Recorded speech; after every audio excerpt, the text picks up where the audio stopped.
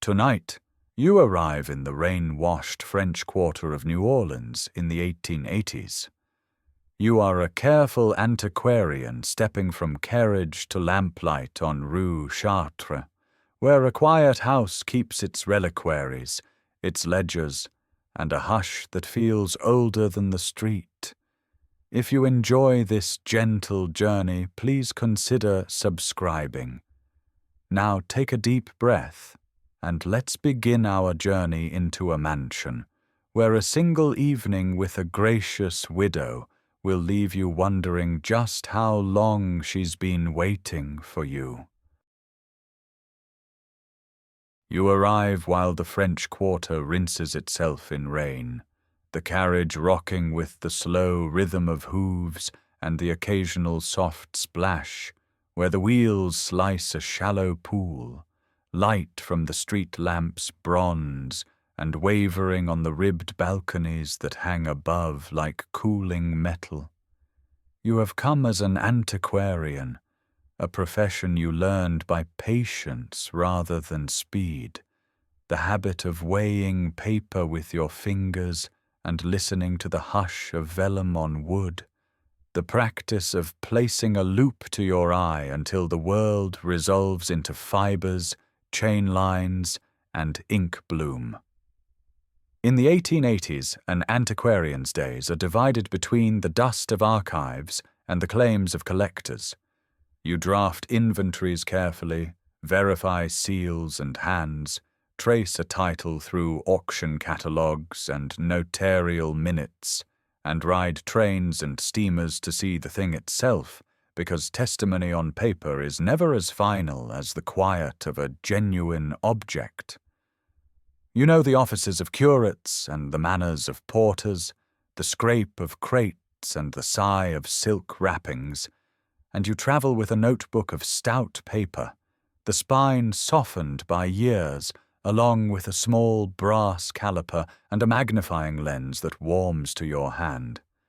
In New Orleans, the air tonight smells of iron and chicory and damp stone, that particular mixture of sweetness and rust that rises when a warm street meets a storm that means to stay.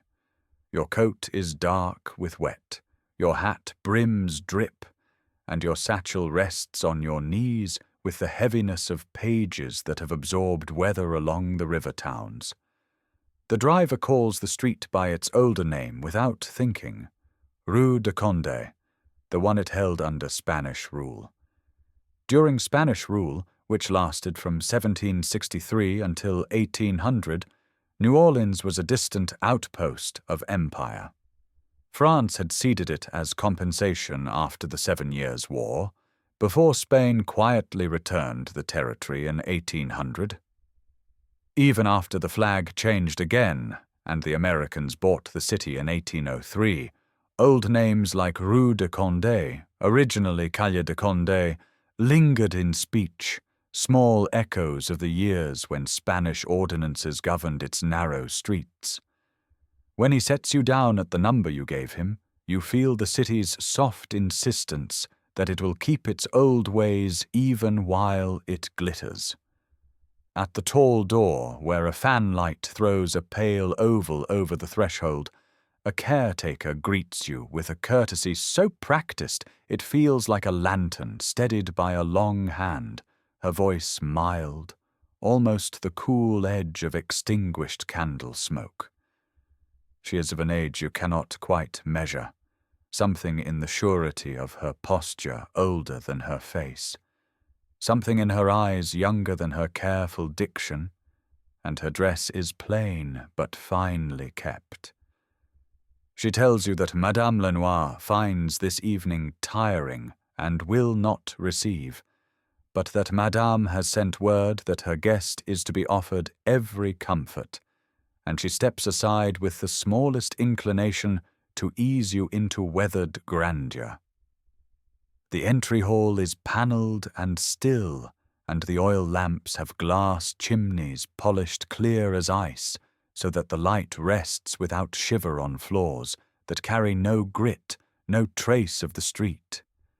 You remove your gloves and feel that the air within is not scented by the city but by a thinner, older perfume, something of wax and petals and linen dried in sunlight far away.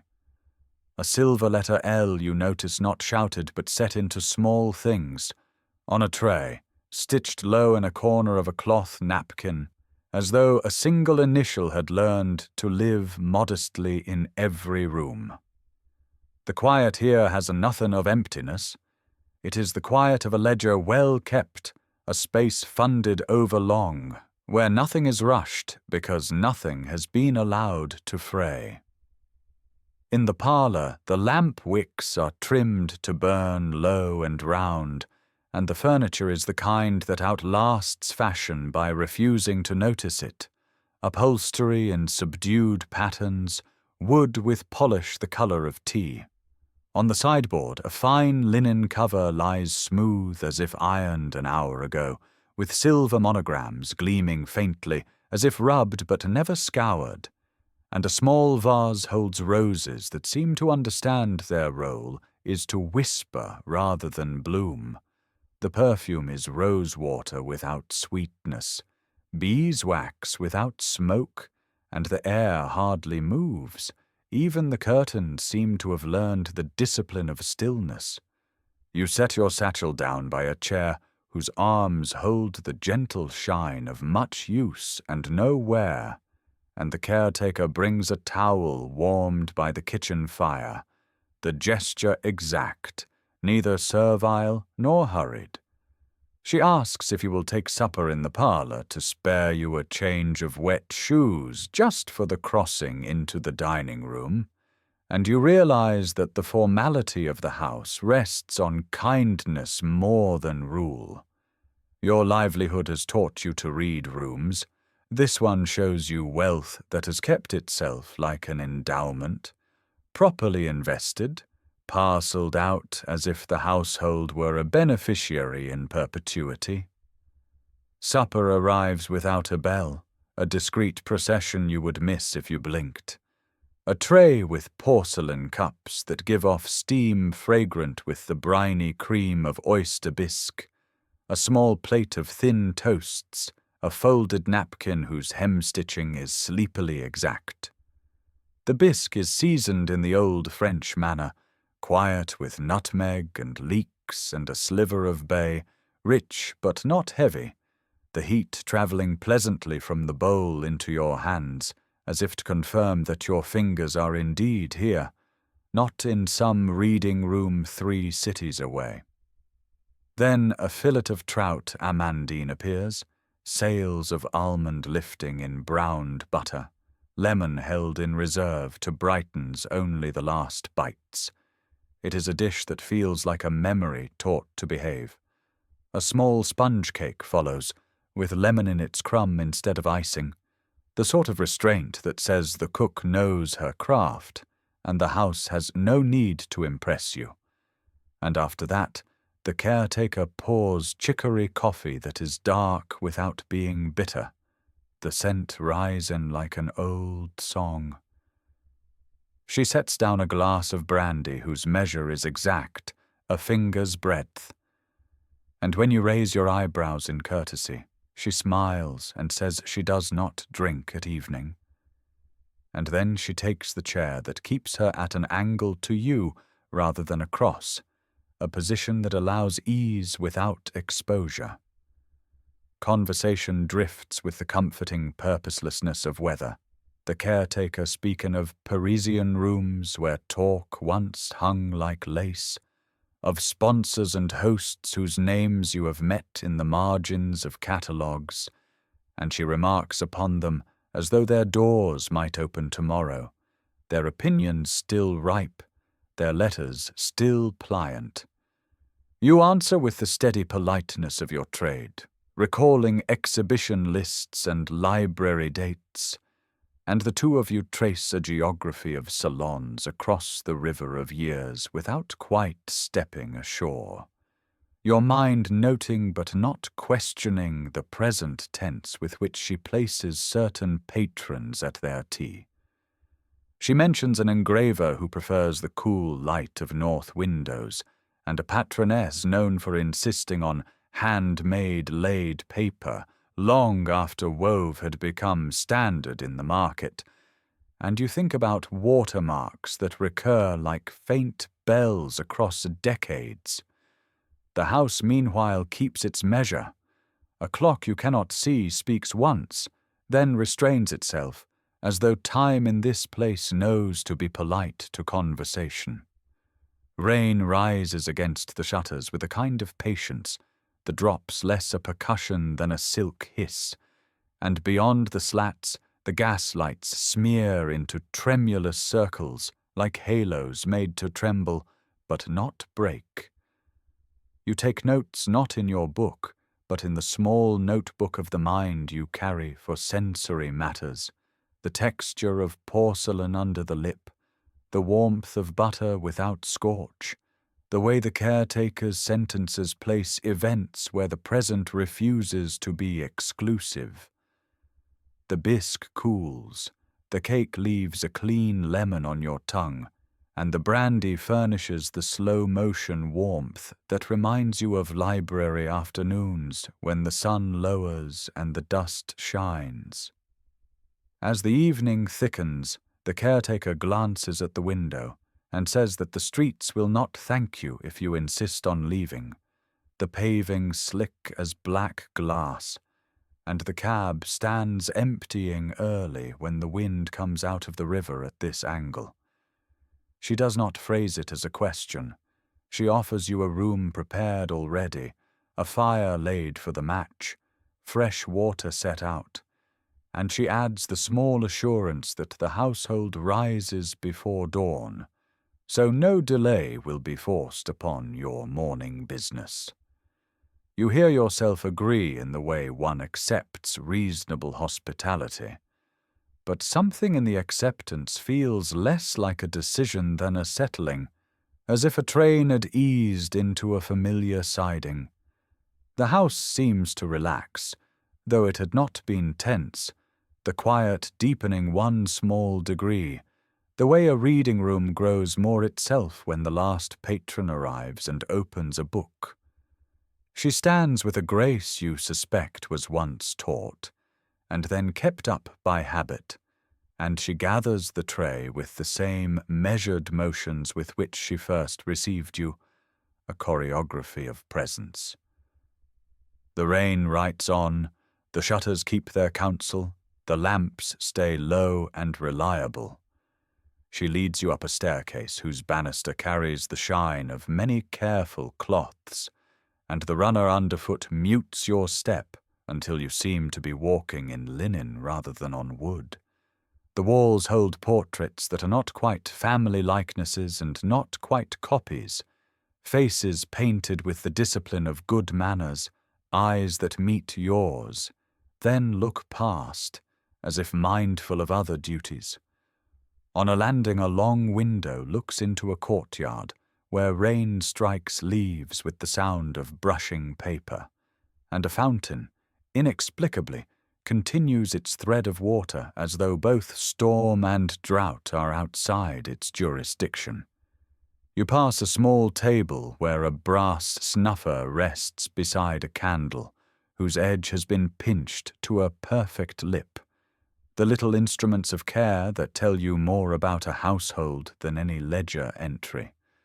The guest room opens onto muted comfort, a bed with a light counterpane, a writing desk, an ewer and basin that glint softly, and all of it arranged not to dominate the senses, but to guide them toward rest. Standing in the doorway, you feel a quiet assurance, not quite intimacy and not quite ceremony, and it brings with it the odd, certain thought that the house has been waiting for your footsteps at this hour, for the weight of your satchel on that chair, for your agreement to let the rain finish its business while you belong to this routine for one night. You begin the tour with the lamp held low, and the hallway accepts its glow the way a pond receives a pebble, ripples of gold slipping across walls the colour of mute ochre. The stucco is thick and faintly pitted, its skin softened by many rains, and the cypress door frames shine with the deep polish that comes from patience more than effort, edges darkened where hands once rested and now do not. A narrow passage runs like a seam through the house, opening onto a brick-paved courtyard where the storm gathers itself into sheets, yet the small fountain in the centre keeps its own tempo, a steady thread of water that does not argue with the downpour.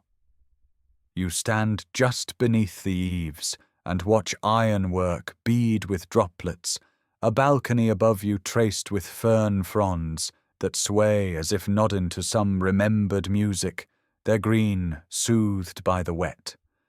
The lamp's mantle whispers, a soft fabric sound, and beyond it you hear the rain tapping on the shutters with the patience of a careful scribe, commas of water along the sill.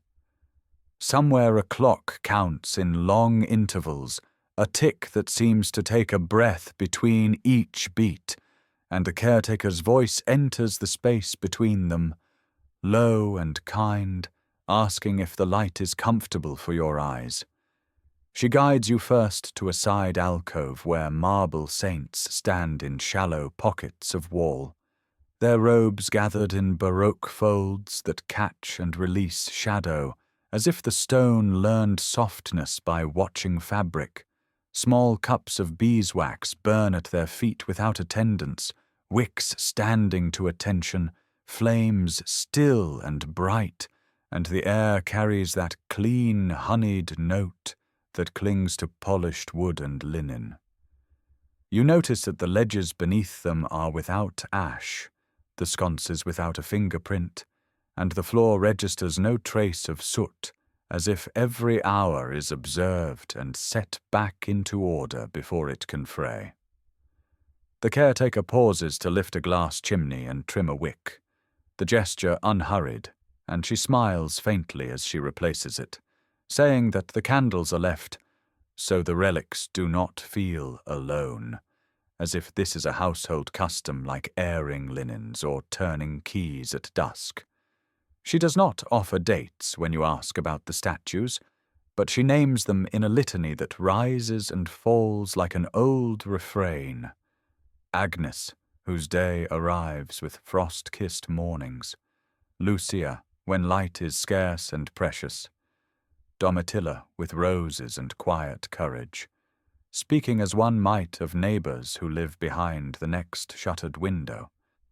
You follow the line of her hand to a silver candlestick on a console, and you lean to see the maker's punch on its base, a neat cartouche impressed into the metal, the edges crisp even now, and beside it a faint number etched by a careful later hand, inventory reduced to the smallest possible whisper.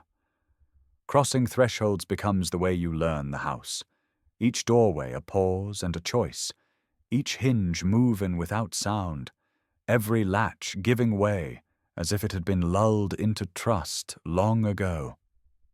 In the main room, tall doors with louvered shutters open onto the gallery, iron lace framing the rain, and you stand long enough to watch sheets of water sweep the bricks clean while the little fountain keeps its measure, a metronome in a piece without end. The upholstery shows no shine from wear, the nap and grain of velvet and horsehair intact, and when you lift a corner of damask it falls back upon itself without crease, as if the fabric refuses to learn the lesson of time. You catch the glint of a monogram on a tray, just a single letter worked by a steady hand, and reflexively you tilt the lamp to avoid throwing shadow across it, an old habit of study that feels welcomed here. The caretaker tells you of a procession she watched from the balcony, no year attached, only the saint whose image was carried, the colour of the ribbons, the smell of crushed greenery. And when she laughs at a remembered misstep, It is the laugh people use for something that happened earlier in the day.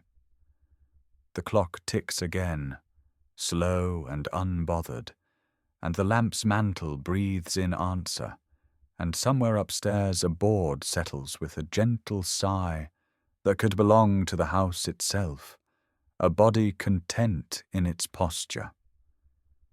When she opens the door to the chapel, the light from your lamp becomes brighter and smaller at once, contained by chalk-white plaster that drinks it thoughtfully and returns it in a hush.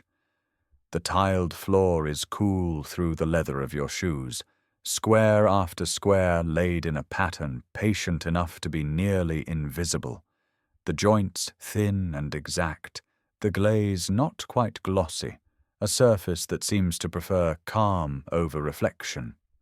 The altar stands close to you and entirely sufficient, linen pressed smooth as a sentence ending in a period, a wooden cross modest as a bookmark, a missal with a ribbon laid in a confident line.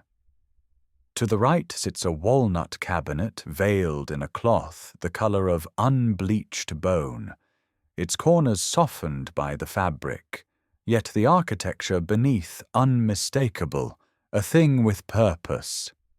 The hinges at its side are gilded and do not show thumbprints, and the key that belongs to it hangs from a narrow ribbon as if it were part of a garment carefully folded for the evening. You do not lift the veil. You do not even set your hand upon it. But you notice how the cloth falls in a way that suggests it has been lifted and replaced many times, each fold persuaded rather than forced, and when you lean in you breathe a trace of incense that does not thin as you draw it, as if the air here has decided what it wishes to carry and will not be argued with. The caretaker lights a small taper from the lamp, her hand steady, and touches it to a waiting wick near the cabinet. She repeats what she told you before without apology, so the relics do not feel alone. And then she speaks of feast days, as if they were appointments she keeps, mentioning the color of vestments, the pastry that should be served, the hour at which bells elsewhere become most clear. You kneel to examine a shallow drawer set into the side of the altar and find the wood cut tight to the frame, a seam so true it becomes a line more than a join. And you notice two threads that cross the front, sealed with a scarlet pellet of wax whose face bears an impression sharp enough to show letters, small caps arranged around a ring. The threads have been replaced more than once. You can see the faint evidence of earlier seals in the grain, but the pattern matches perfectly, thread over thread, seal over seal, as if each repair took its instruction from the one before, not deviating even to make improvement. A pair of candlesticks on the mensa show the same logic, the maker's marks distinct and original, the polish kept to a level that does not erase, the edges of chaste leaves as crisp as a whisper, and you are tempted to note the hand that did the work, though you know better than to fix a year to it in this room. The caretaker avoids the trap of time with grace, letting names take its place, and she says them as if bright coins were being counted softly into a velvet purse, Cecilia for music, Joseph for sleep, Francis when animals gather at the edge of the yard, each joined to a season, a scent, a taste. Rain knocks on the shutters and then softens, and you hear water find its familiar path along the gutter, and the fountain answers with its quiet, even speech, as reliable as breath. The lamp's mantle whispers again, and when you turn away it insists on accompanying you, a friendly insistence, a small sound that refuses to become large.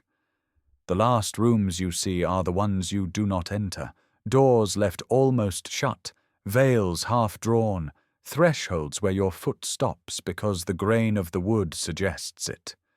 A dressing room shows you a glint of mirror and a row of combs laid like notes on a staff, every tooth aligned, while a linen press opens to reveal stacks folded so precisely that corners seem to echo each other across the tiers, shadow balancing shadow. A writing desk stands with its blotter unspotted, its pen resting on a cradle as if passing from hand to hand without ever touching skin, and you notice the tiny scratches on the brass where a lid has clicked open and shut, not as wear but as punctuation. Nothing shows the gloss of a recent purchase, and nothing shows the fatigue of long use. Every object rests in the exact center of its purpose, as though each night's sleep restores not only people but wood and metal and thread. You move slowly because the house moves slowly, and the caretaker's voice keeps its gentle register, telling you which door leads back to the courtyard, and which to the stair that climbs beneath the ironwork and the ferns. When she asks if you wish to see the collection at last, she does not reach for the key, and you do not ask her to. You simply let the moment stand, the veil in place, the incense held, the clock returning to its measured labor. You understand that this is a museum that breathes, a place where nothing is newly bought, nothing newly worn, only time tended like a long shaded garden, rain watering it tonight as it has watered it before, the fountain agreeing, the candles kept for company. You draw the gilt doors apart with care, and a small exhalation of cool air rises from within, smelling faintly of cedar and candle smoke. The carved angels lean toward you as though they are about to whisper their faces soft with age and leafed in warm gold. Beneath their gaze you find the first rank of drawers, narrow and exact, each with a bone-white cartouche in a clean hand, S. Agnes, S. Luciae, S. Domitillae. The letters, in Latin abbreviation and genitive endings, belong to the grammar of old sacristies. A system is a kind of kindness to the mind, and here is a system that you can follow. You slide open the drawer for S. Agnes, and it moves without protest, the runners greased long ago and never allowed to dry, and within stands a small crystal cylinder ringed with filigree, its ends capped in silver and sealed across with a thread of silk and a stamp of red wax that has not been broken. A thin vellum ticket rests beside it, its ink browned, its Latin plain. A declaration that a first-class relic, a fragment of bone of the Holy Virgin and Martyr Agnes, was examined, enclosed, and sealed by a bishop in good standing, witnessed and recorded, dated in a hand from another century. A reliquary cabinet, you remind yourself, is not a curio case so much as a domestic armarium, descended from the cupboards of sacristies, church rooms where sacred vessels, vestments, and other items used in worship are kept and prepared before services. Families of means in a Catholic city would build such a chapel into a house, the way one might maintain a library of law or a gallery of maps, because the objects also recount a lineage of belief and travel. In New Orleans, with its French and Spanish threads, such cupboards crossed the ocean after wars and secularizations, especially when monasteries were closed and church goods were dispersed in the later 18th and early 19th centuries. A transatlantic market formed that carried chalices, vestments, and authenticated relics to those who promised to keep them reverently. An aristocratic household of the late 1800s, particularly one old in money and older in custom, would dress its private chapel with these signs of continuity, a way of binding the broken histories of Europe to a new world. The practice requires paperwork because the Church, wary of superstition and duplication after the Council of Trent, taught order. A relic should be sealed by a competent authority, accompanied by its authentica, and never used without proof that it is what it claims to be. You know these rules not as dogma, but as the small backbone of your profession, and as you lift the next drawer, you feel the rightness of their presence here, even before the surprises begin.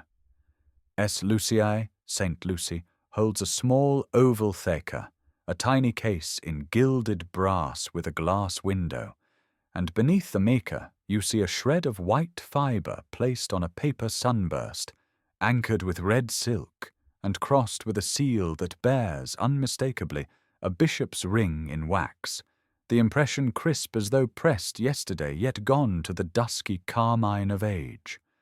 A folded slip lies in the recess, its Latin formal and succinct, the words naming Luciae, Virgin and Martyr of Syracuse, the document attesting that the relic was extracted from a recognized repository and bound with the stated threads, under the arms of a prelate whose name you have seen on a printed list from a century and a half ago. The ink reads as iron gall should, with feathering at the strokes and a slight halo where damp once woke it, not the uniform black that betrays a fresh theatrical hand, and the paper bears chain lines like the ribs of a fish, regular and right for older vats. You note the hand that signs, the ornate rising capitals, and you see the thread count of the sealing cord, because even cords have their language, red for martyrs, white for virgins, a mingled skein for those saints who held both honours in the mouths of the faithful. You write, carefully and slowly, that the stylistic particulars align with the period stated, that the paper stock and seal morphology match examples preserved in cathedral archives in Europe and the Americas, and you add a hesitant clause, astonishment withheld pending further corroboration.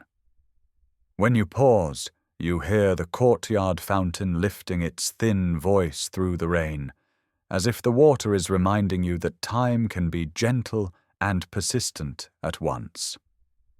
S. Domitillae opens to a more elaborate mount, a reliquary cross in miniature, gilded and encrusted with tiny stones the colour of river pebbles, and at its heart a small chamber edged by a rim of silver, where a sliver of bone lies on a cushion of faded silk. Domitillae, whose name belongs to an old Roman catacomb south of the city walls, has been a magnet for relic collectors since early modern excavations gave form to the memory of the martyrs. And the Church, trying to govern the flood, tied authenticity to seals, signatures, and registers, which makes your task possible and difficult in equal measure. The authentica here, in a neat rectangle, carries a Latin that matches the episcopal chancery style of the late 17th century, with longses and a habit of abbreviating the sacred names, and again the wax is clean of fractures, the cord uncut, the edges undisturbed by pilfering fingers. You list the crest you see impressed in the wax, a graft device that you think you might later match to a Roman titular church, and you scratch down that the dust on your glove is no dust at all, but a pale bloom of old wax, and the fine down that rises from linen when it has been folded and refolded too often. Everything is ordinary in its components, thread and glass and paper, and utterly extraordinary in the way nothing has been marred by the centuries that were supposed to take their toll. You realize you have begun to lengthen your breaths to keep your hand steady. And you take another note. Consistency beyond expectation. Intervention absent or invisible. The drawer at the back, without an angel carved above it, asks for a second look, because while the others wear their names plainly, this one is tucked beneath a carved grapevine and marked only with 2 initials. DL, the letters narrow and reticent. What saint is this that no record names? You explore the joinery by habit, fingers tracing the seam, and a quiet give reveals a concealed spring, old craftsman's cleverness, and the panel slides open to a shallow compartment lined with blue velvet that has gone grey with age at the edges. Inside rests a bone fragment mounted in a small glass phial, stoppered with wax and bound not with coloured silk, but with an undyed cord, and beside it a single sheet of parchment, whose surface holds the soft hair tracks of animal skin and the faint watermark of a hand-thin frame.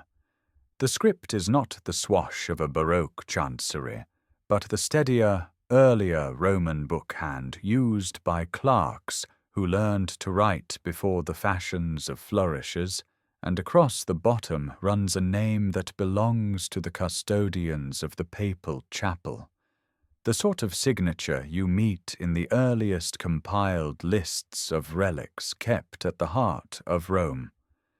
You hold back from naming it aloud, because such a thing should not be in a private house so far from the Tiber, and you count chain lines and inspect the knife-ruled margins, and you smell once more the iron of the ink as if it has released some old weather into the room.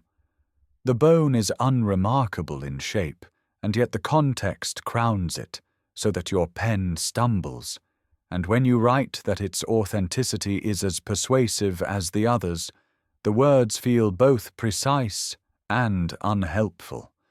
You consider provenance as you survey the array, and you cannot reconcile this many intact seals and unbroken authentications with the usual narratives of how such pieces travel, because wars loosen boxes and floods disperse paper, and even the most careful stewards leave signs of their care.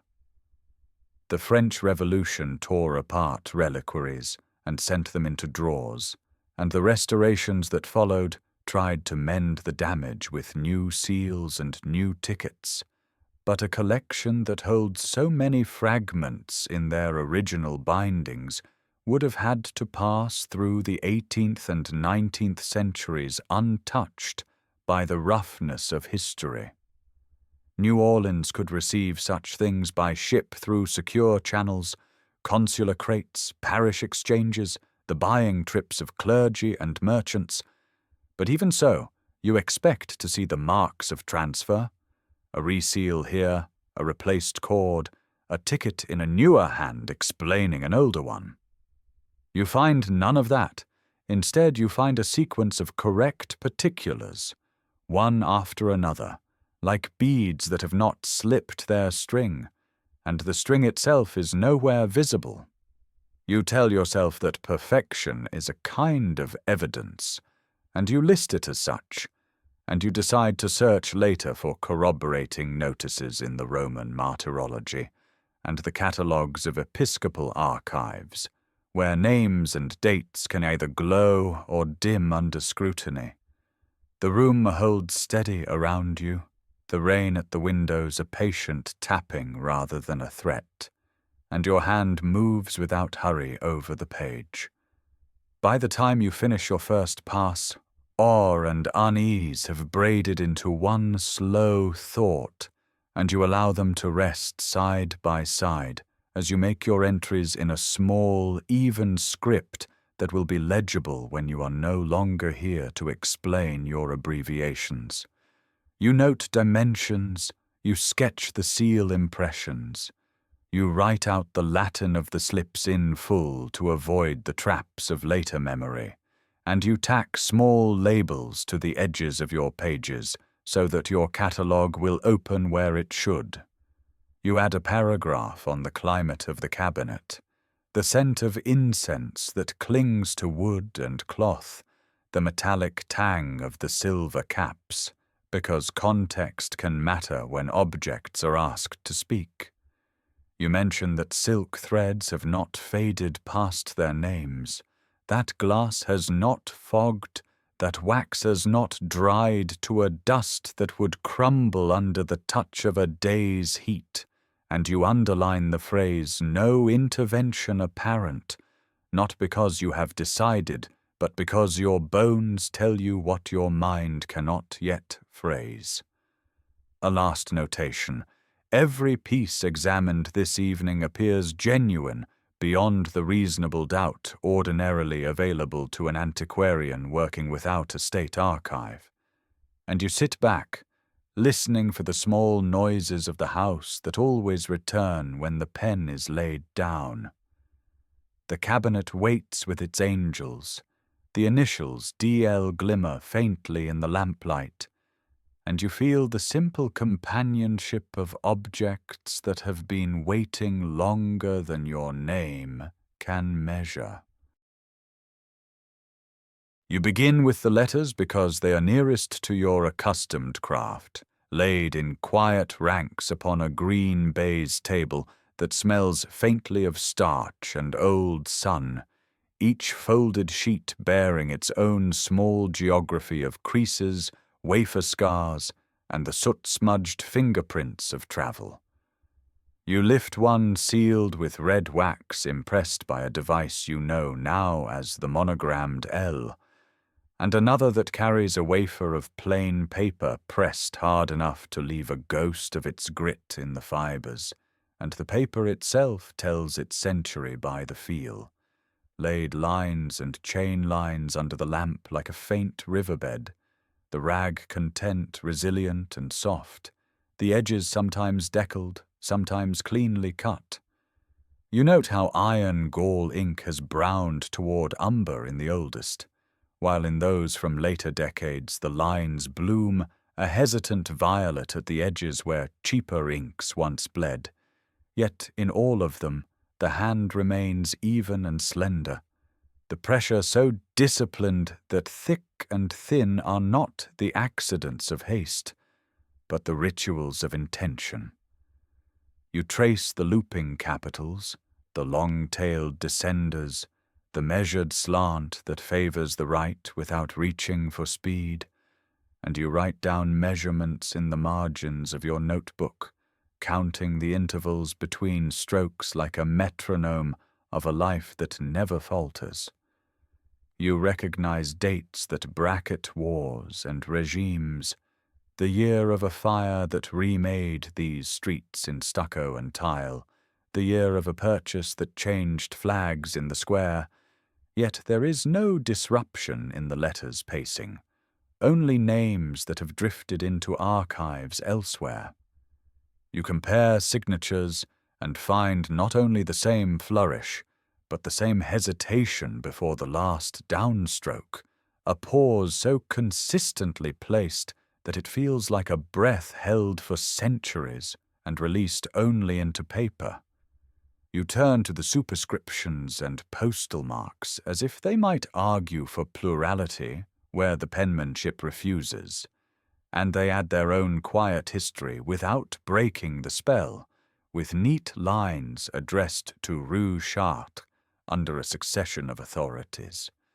You find an early hand that places the S like a long reed within words, a habit that fades in later decades, and you watch the orthography reform itself gently with the reforms that rolled through schools, while the spacing remains faithful to some private rule.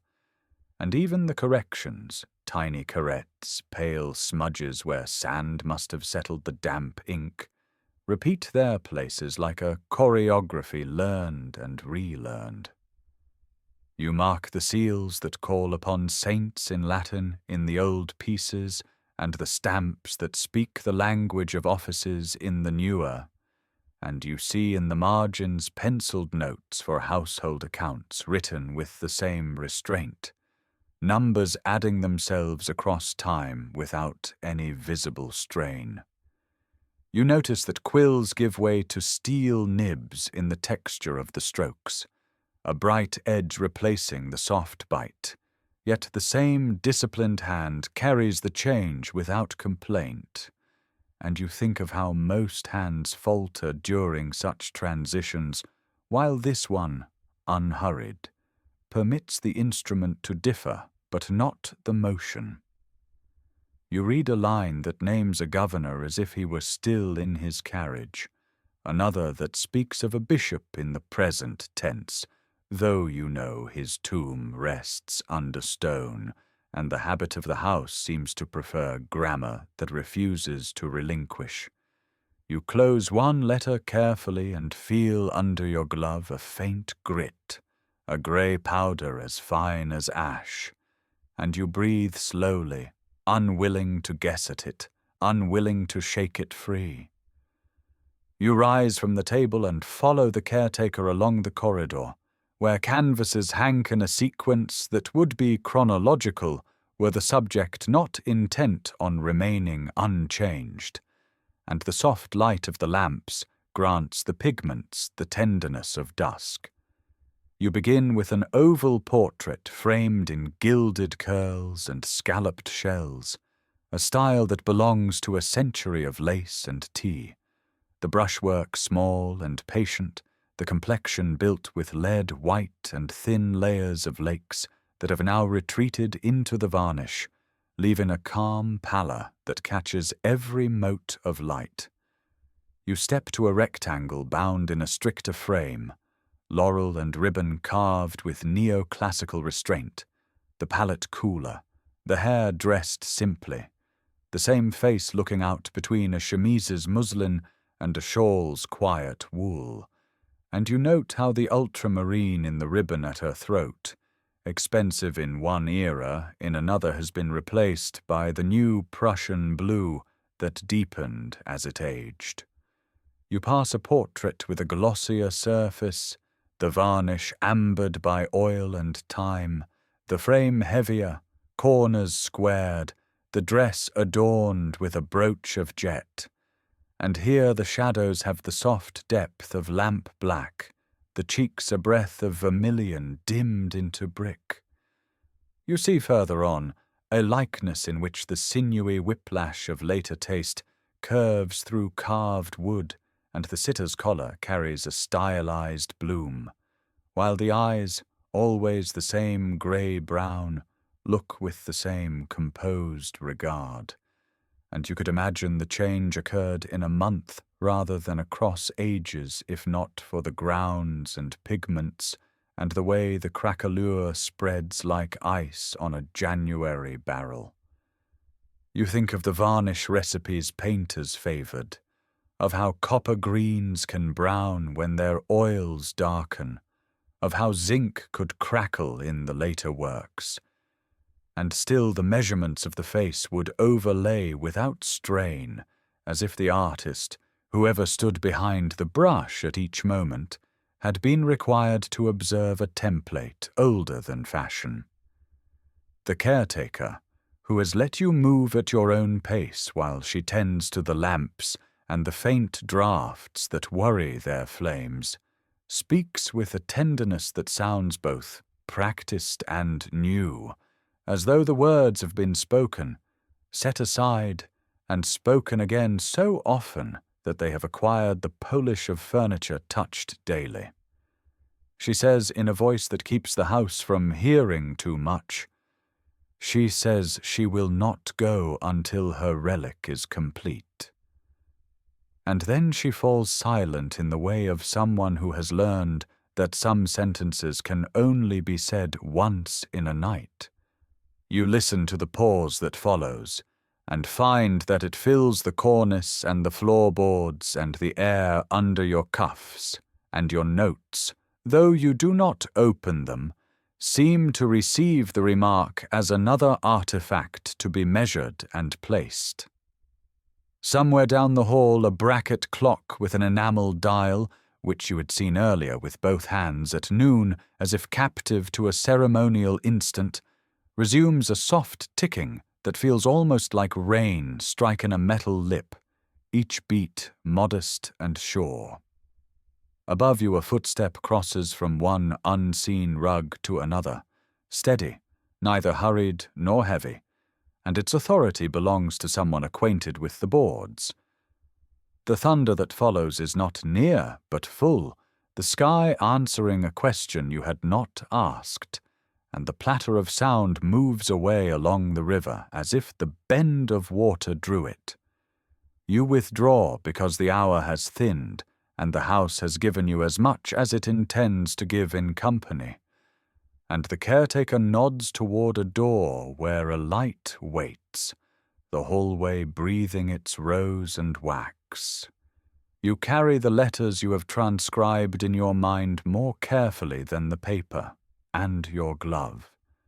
When you lay it on the writing desk in the guest room, shows that same faint grey dust across the fingers, a bloom-like breath on glass. You set your notebook open and align the pencil with the margin, noting without flourish that the hand remains identical across dates that should be separated by the small disruptions of mortality. Noting the portrait's concordance with styles that have otherwise moved with the world. Noting even the return of the clock, and you do not write the sentence you most want to write because it would be an assertion and not an observation. You try to account for the powder, and your mind suggests sources that are ordinary, the decay of vellum bindings, the soot of candles, the lime of old plaster, yet the way it settled on you, fine and impartial, makes guessing feel like talking too loudly in a chapel. You wash the air from your lungs slowly, as if air itself might be catalogued, and you find that the sounds of the house have narrowed to the careful tick and a very distant fall of water outside the shutters, and all at once you feel yourself less a guest than an instrument placed on the table to see what it registers. You look at the curtain and the dark seam where it meets the wall, and imagine the entire house is a reader expecting you to understand a sentence it cannot write without your hand. You sit for a long while in that listening quiet, adding to your page small facts in a tidy column, the way you would in any archive where dates and hands and material cues comprise their own orderly litany, and you understand that here order itself is part of the subject. You add the oddity of the identical hesitation before the signature's final stroke, the recurrence of certain turnings of phrase that survive reforms, the way addresses change civic names while the street remains solid as a keel, and all the while the lamp gives its steady flame and the room remains courteous, as if unwilling to disturb your exactness. You recall a line from a letter that named a saint's day, as if it were a fixture without a calendar, and you think of the cabinet veiled downstairs where devotion and documentation lean gently toward each other, and you decide, because it costs nothing to be kind, to let the thought rest untroubled. You look at your hands again, grey at the fingers, and you brush them together softly, so that the dust falls in an even little cloud that settles on the blotter, and you would swear that the pattern it leaves is symmetrical, though you do not test the idea. You feel the slow pressure of sleep on the edges of your attention, not a sudden weight, but a tide drawing out, and you set your pencil aside with the care you would give a relic, and you let the page remain open so that the room can continue reading it should it wish. You sit until you no longer know whether the ticking comes from a clock in the hall or from the spine of the house itself, and the rain, satisfied with its own patience, slips into a hush that suggests the understanding will arrive on its own, if it arrives at all. A gentle knock comes at midnight, carrying a message shaped like a courtesy rather than a command.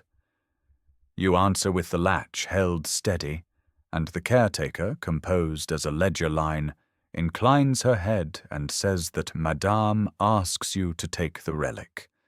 The words simple as a prayer, yet framed in etiquette so carefully that they sound like a favor owed, not a debt imposed.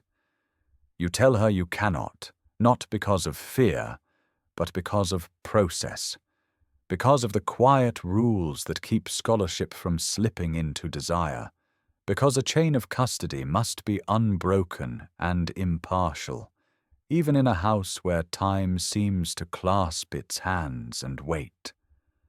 The hall breathes the cool of rain-soaked stone.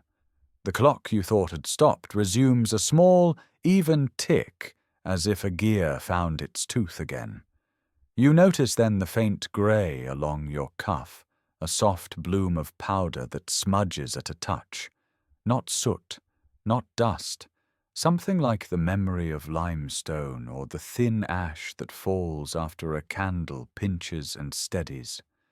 You brush it with your thumb, and it leaves the finest trail on your skin, a line pale as vellum, and you imagine drawers opened, seals inspected, hinges eased, the residue of centuries rising like a veil and settling on the nearest surface. The caretaker leads you softly towards the upper hall, where the air feels like an enclosed garden at night, damp and fragrant, kept, and the boards yield without a sound under her measured steps. She opens the door not fully, but just enough that the room's order declares itself. A canopy bed with curtains drawn and tied back in clean loops, a ring of small reliquaries glimmering faintly from their vigil lamps, brass catching and releasing the lamplight like low fire kept under. The breath within is slow and regular, a cadence not of sleep, but of long practice. The rise and fall you would hear in a nave when the chant has ceased and only the building speaks. You stand at the threshold and understand that to cross would be to enter a devotion, not a chamber. The scent is beeswax and faint rose, and something older that is not decay, the old metal sweetness that clings to ancient reliquary seals and the glass that holds them. A whisper travels with the rain through the sash, and you cannot say if it is her voice or the weather's patience, but it arranges itself into sense. If the saints may endure, why not I? And the words place no demand, only an argument with the future. You step back and bow your head because you have been given a trust you did not ask to carry, and you close the door with courtesy rather than fear, the latch finding home without a click. Back at the writing desk, you steady your hand and let the report take the shape of fact, each line a bead on a cord of calm. You write what you can swear to, and you let it stand in the cool ink as clean sentences. All genuine, provenance untraceable, collector's age beyond reckoning. You detail the seals impressed with red wax that has slumped minutely, yet kept its imprint true, the braids of thread uncut, the Latin labels in an antique hand that spells sancta as it was spelled when candles were the only light by which such words were formed, the known saints with their numbered authentics, and the obscure ones whose cults slipped into the margins yet left a filament of paper behind. You note the Baroque cabinet of gilt angels and the hidden drawer discreetly marked D.L., the bone fragment wrapped in paper whose fibers and inks comport with very early inventories kept in Rome, the mealy trace that clung to your glove, like the stuff of ground marble that appears when a drawer that has not met air in decades agrees to a new witness. You do not argue for the impossible.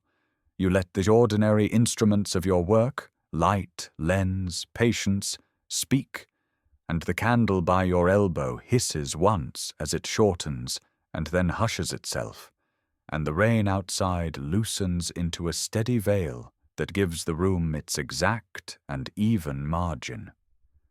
When the caretaker returns, gratitude is offered in words as hushed as the carpets, and you hear your title softened by the way she pronounces it, as if scholar were a kind of pastoral rank.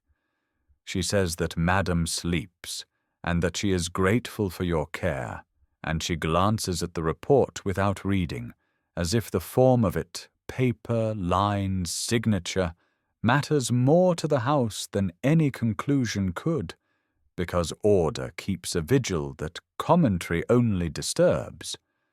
She replaces your cooled coffee with clear water and a slice of lemon that catches the lamplight like a little window, and she leaves by setting a new candle into the brass cup on the desk, the wick already dressed and ready to take. You ask, without asking, if the request for the relic will be made again, and she answers by smoothing the cloth at the desk's edge, and saying only that Madame trusts the learned, that the learned are careful, and that carefulness is a comfort. Somewhere beyond the shutters, a bell in the quarter marks an hour you do not count, and its note drifts thinly across the wet courtyards and galleries, lifts toward the square, and goes. You sign your name with the date, careful to write the day fully as the notaries used to, and you blot the paper the way you were taught. Not because the ink needs it, but because the gesture belongs to this house. The house resumes its vigil, and you align your breath to its patient counting, letting the work fall into place as if it were a species of prayer that neither asks nor expects. You slide your gloves into your case and see again the grey along the cuff, and the instinct to tidy over takes you. You touch a cloth to it, and it smears lighter, not gone, just gentled, like a pencil witness on a page that resists erasure. You place the report where it can be found at dawn, not hidden, but not displayed, and you weigh it with a little glass paperweight filled with trapped bubbles that rise and freeze again each time you move it, as if motion itself could be kept. The reliquary cabinet waits in its room as if it were a small church, and the beds upstairs give back the slightest echo of a sleeping breath, and the courtyard answers the rain one drop at a time in the fountain's stone bowl. You think of records that outlive their makers, registers, ship lists, almanacs, and of how they are not proof of anything supernatural, only proof that attention, applied without hurry, can make time seem obedient. You blow the lamp to a smaller wick and keep one candle lit, one only, so that the pages on the desk and the gold threads on the leather chair retain their soft edges, and you sit quite still until the wick steadies, and the clock on the mantel reduces the night to even intervals, a sound almost indistinguishable from the rain. You sit within the hush that follows careful work, your breath settling into the older cadence of the room, where patience feels like a form of light, and light behaves like time, and time behaves like a well-kept ledger, turning its pages without hurry. The rain has learned the cornices and the gutters and the drain pipes by heart. It speaks the soft language of roofs and gardens and stone, and you find that your thoughts are cradled by it, loosened from the little hooks of urgency and carried forward in a slow, even drift. There is a virtue in endurance that is neither bravado nor denial, only a long, deliberate kindness, and you sense it here, as if the very air preferred to keep faith with what has endured. A thread of incense that refuses to disappear, a waxen sheen that remembers every thumbprint, a square of linen folded the same way for generations. What needs to be said is said quietly. What needs to be held is held lightly.